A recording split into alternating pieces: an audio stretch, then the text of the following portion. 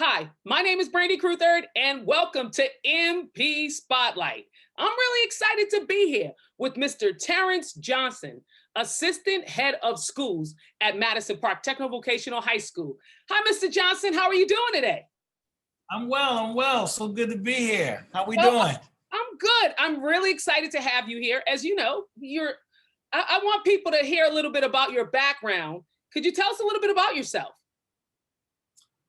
So yeah, I'm actually a proud alumni of Madison Park High School, Madison Park Technical Vocational High School, 1990, way Wow. before many grandmamas. Uh, I came back in '95 as a paraprofessional, and then later on became a teacher, a special education teacher. I taught history and math, and after that, director of student services here, and then assistant head of schools. So I went, well, as they say, I started from the bottom. Now I'm here. Yeah, I know that's right. Well, Old could you folks. tell us a little bit about your experience? Now, Madison Park Technical Vocational High School is a vocational school with over 20 vocational programs. Could you tell us a little bit about how Madison was back then when you attended Madison?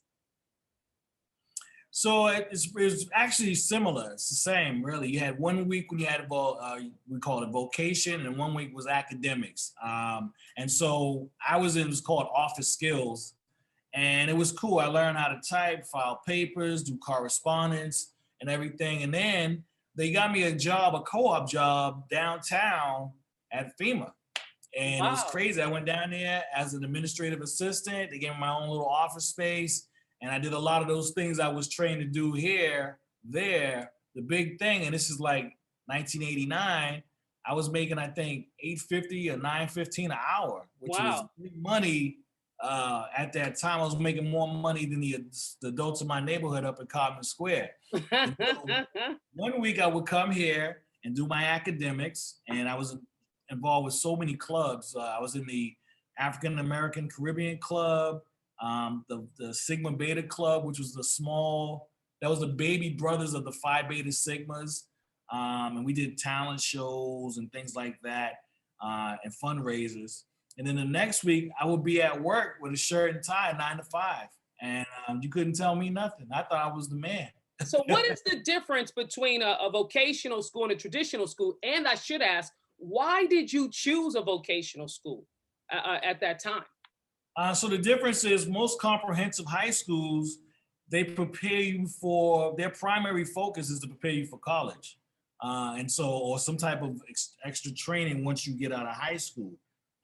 With Madison Park, you get the best of both worlds. You get this academic training if you decide to go to college, as well as dual enrollment.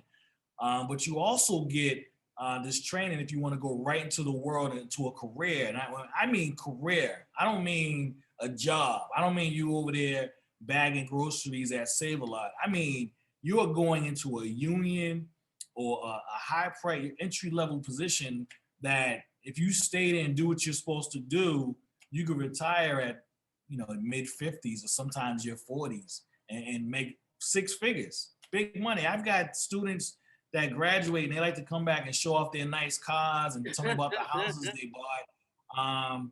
And that's what electricians, welders, carpenters, they make a lot of money. They make a lot of money. And So so you're they did that without going into college. Some went to secondary education as far as some training, but mostly right into their workforce. So you're able to graduate from Madison Park Technical Vocational High School and go straight into industry. But I like how you say career because that's the difference. That means that you're able to be able to sustain your life, so to Yeah. speak, because you have a job in which you can grow into, which is considered a career.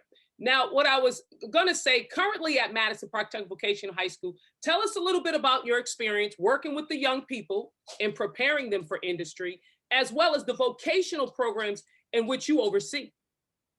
So, because I live in Dorchester, I have a different relationship with my kids because I see them all the time. They call me fat when they see me at Burger King's, or I'll go in there, I'll go in the Stop and Shop, I'm like, yo, give me that Madison Park hookup, and they're like, you're trying to get me fired, get out of here. Or if I'm running in Franklin Park and I run into them, it's always, I'm always there, but that's on the nice level. on the other level, I'm known to go knock on your door and talk to you and your family and figure out why you're not doing what you're supposed to do. And so I'm really into that, the calls, the texts, and the home visits. So that's one thing that I do to support our students. I have a really great team around me, and they really make me look good. That's Stacy Lewis, the school counselor, Derek Ward, our CFC, but he's more like the dean of students. Patrick Jean is a security parent, but he's really like a dean of students. Rosa Fernandez, Matthew Zajac. I mean, we have meetings weekly, and we go down our list of 350 kids, and we say what's going on, and almost each one of them can tell you the backstory of almost all of our kids. So it's amazing. And so we work on it from that level, but then at the other end, we have community meetings. We all get together and highlight what's going well with our students. We always want to push them up and push them into into the spotlight. And so what we do is that we remind students of kids that are on co-op. We make sure our kids are getting their OSHA 10, which is a safety certificate, so they can go right into that industry. And what they do with that is they go in, they start working, they come back and brag about what kind of money they're making. And that is the key. They come back and tell their peers, hey, this is what I did this week. Or now that I'm out of school, this is what I did. We have a student, Clady, she graduated in 2019, I think. It was 2017, sorry. She bought her first house last year. Wow, I know Clady. Yeah, that was. Yeah, and it's like, here she is, Cape Verdean girl, went through the electricity program, went out into the industry, faces on the billboard. They like to promote her. Yeah. She's on the billboard down at the waterfront area doing her thing, and she just bought a house in Sharon. It's like that breaks the cycle of poverty. I mean, I live in Dorchester, poverty's high there. This is the key. This is the thing that brings so much freedom for our students when they can have enough money in their account to buy a house or to travel, to buy the nicest car they want. You said something really key, and I want to go back to it. And you can correct me if I didn't hear you right. You live in the neighborhood because you told me they see you at Burger King. So you're not only an alumni, but no, this is really something to talk about here. So you've graduated from the school. How do you tell the kids about you being a child and attending Madison back in the day? What was your experience like? And how do you share that today with the young people? Well, to be honest, I just replicate what was done for me when I went to Madison. Small side story, at the end of my senior year, there were a group of teachers that was like, y'all need to go to college. You know, I had my little job at FEMA. You couldn't tell me nothing. Yeah, you told me you were making money. You was doing good. I had just bought a scooter. I was free. You couldn't tell me anything. I was, but they were like, nah, you need to go to college. These group of teachers pulled in some money and sent me and two of my friends to Mississippi, Jackson State University, and enrolled us and made us go to school. They are the reason why I'm here at this level. So you're saying teachers there that were teaching you previously really not only encouraged you in the building, but they took you beyond the walls of Madison and got you into college? Wow. Yes, that is the Madison. I always say that's the MP way. It's not just a job. And I see that here today. That's why I say a lot of that's replicated, like me knocking on the door. I go to some schools, I hear about teachers is like, well, I will never go to Dorchester. Some teachers will drive in off the highway, go to that school, and then get back on the highway. Whereas a lot of Madison staff, they're in these kids' faces. They're what's going on? They go bang on your door. They pull you aside and have that real mentorship type of conversation. And it's because we know what's at risk here. We want to break the cycle of poverty. So how do you inspire the young people? That's one of the questions I want to ask you right now. And then tell me something exciting that is taking place at Madison Park right now. So we'll first start off with, how do you excite the students and keep them inspired? How do you do so that? One thing I do is I have to let them know that I was once them.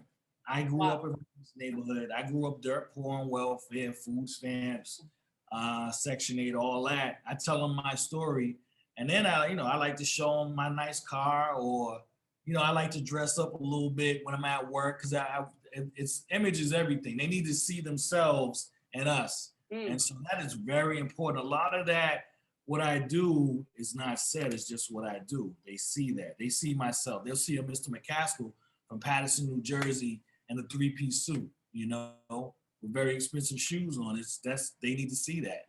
And then some inquire about it, but if they can see it, they can achieve it. If they see that in themselves, they can achieve it. So I'm really, that is the root of my work. And that's what's worked on me as a product of Boston Public Schools. Growing up, I met various men of color in prestigious positions who grew up poor. And they told me how they got there. It's no secret. It's just hard work. There's really no secret to it. Yeah, the BPS way. Yeah, every day on it.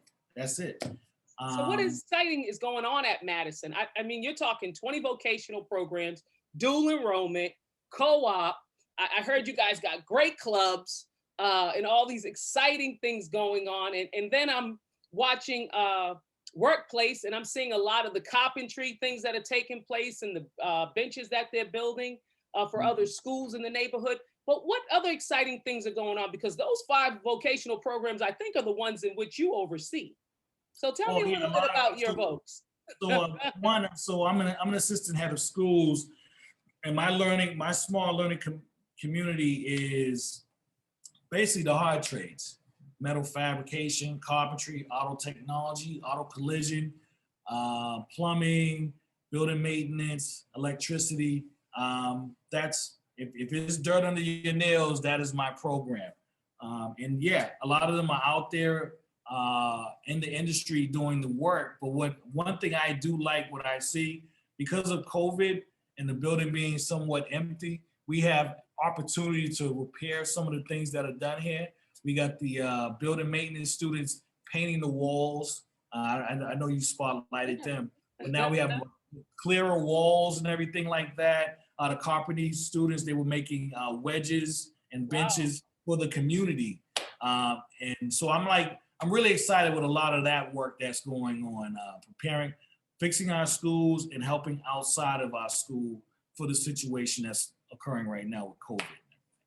So what does it really mean to be a cardinal? Because, when I think of this cardinal, I think of this big bird, sign not really big, but big in color, that brilliance, that red. What does a cardinal really represent? For me personally, it is a family. And I always tell my students, one time I was in Vegas, in Vegas with my wife on the Strip. It was like the middle of the night. In Vegas, they don't sleep. So it must have been like 1 or 2 o'clock in the morning. And somebody was like, MP. And I'm thinking, here I am in the water on the other side of the country. And it was like, Madison, right? And I was like, yeah, I didn't even know this guy. But I guess he was like on the website and everything because he moved out and everything out there. But that, for me, that's what it is about. Say it again. Say it loud. You said MP. How they say it? Yeah, you're part of a family. And then when people go out for jobs, when they're trying to get into those careers, a lot of our kids come back here and say, hey, I'm applying for this in this industry. We have all these industry experts. They'll say, well, let me give somebody a call. I'll let them know you're coming down. So you're really part of this network, this family. And once you get your diploma and go out the building, it is not over. You have an opportunity to come back here for more support, which many kids do when they're in college or in the industry. And you also have a responsibility to pull your own people up. So when they get out there and they start making it, I'll get phone calls like, hey man, I got this business I started. You got any students looking for work? I'm always getting those kind of phone calls. So you're part of this family. And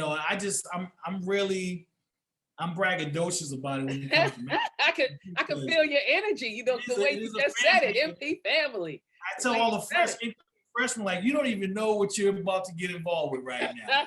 You think you're gonna go to this place for 4 years and going about your business? No, this is for life. This is MP for life. You have a responsibility, and we're gonna make sure you become the best you can possibly be. Well, Mr. Terrance Johnson, I've enjoyed this interview. I just wanted people to hear more about Madison Park in the eyes of an alumni, currently one of the assistant heads of school, and so they can get an idea of how special that MP family is. So I thank you for today's interview, and I look forward to us getting together again. Oh, please do. I'm available. You know where I work. Okay, now I'll see you. All right. Have a good one. You too. Bye.